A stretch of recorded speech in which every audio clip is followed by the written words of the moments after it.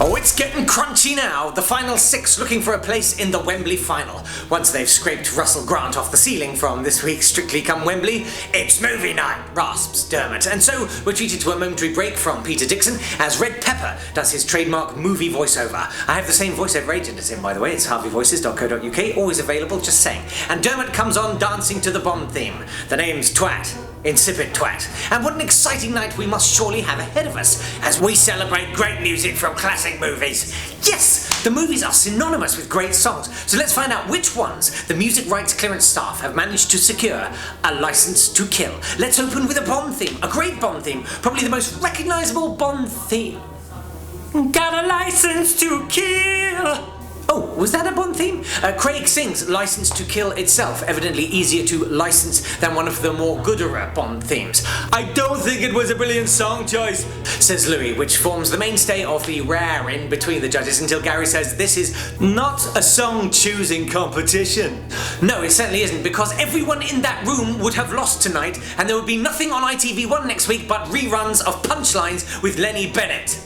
Ask your dad. Time to wipe down the stage and repledge the studio floor, and Miss Janet Devlin has her entire stage-setting, time-buying film package thing themed around whether or not she's boring, which must have done her a world of good backstage. A couple of drunk homelesses drink meths and finger each other on a park bench while she exhorts us to kiss me, which apparently was a great song choice and one of her favourites, even though the last time it was in a film it was in How to Lose a Guy in 10 Days when Janet was 8. Kiss me? Take me into care. What are you doing in a park that late at night? Kelly cannot praise her little protege enough. I mean, I think that's what she's doing if that's what she means when she says, "Oh yeah, me, I'm Janet Devlin, Bobo."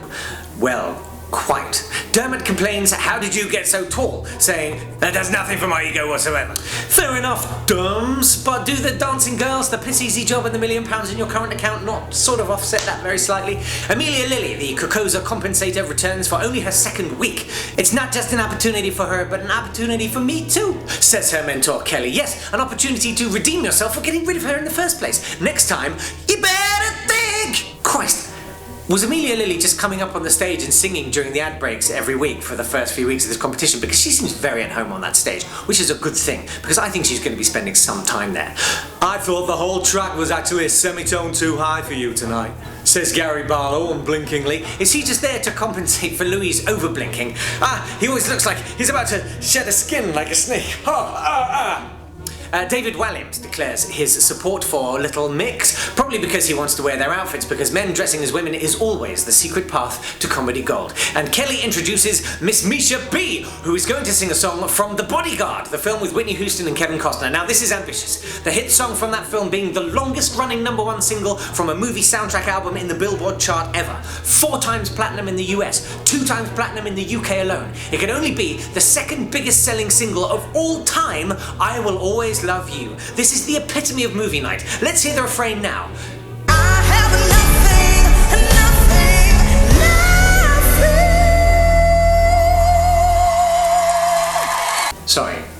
Sorry, can we just talk about who is doing the music clearance? These are not good songs. These are rotten songs. Misha B cries in that because she's had a bit of a rubbish week in that. But let's keep going with those iconic cinematic songs we know so well. So many to choose from. Stuck in the Middle with You off of Reservoir Dogs, Footloose, Diamonds Are a Girl's Best Friend, 9 to 5, Eye of the Tiger, Take My Breath Away, You Should Be Dancing, or a personal favourite, The Rainbow Connection from The Muppet Movie. They plumped for a song from that brilliant all-time favourite film, Set It Off, of which Philip French, film critic for The Observer, once so famously said, "Sorry, what's it called? What's it gonna be?" Well, praise across the board from the judges, and I really like them. Call me fickle if you want. Closing the show, singing a massive hit from the movie Ghostbusters, Marcus Collins. Well, there was only one massive hit from Ghostbusters, and although Jedward murdered it in series past, I'm really looking forward to seeing Marcus take on the Ray Parker Jr. hit song. Who you gonna call? Your love keeps lifting me higher.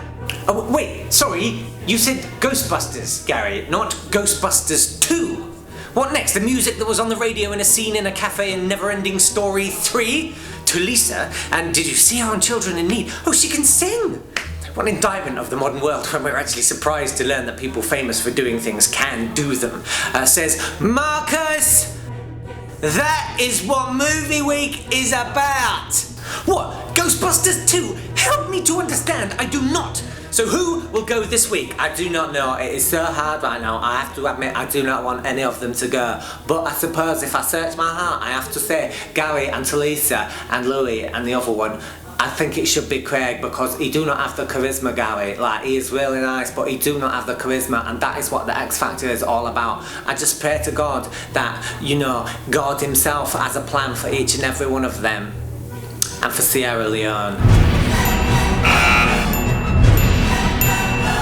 That's it for this week. Next week, I really hope the theme is going to be the hits of the Beatles, and we can enjoy all those really big songs like Don't Bother Me, Wait, Ask Me Why, I'm Down, and Thank You Girl. See you then!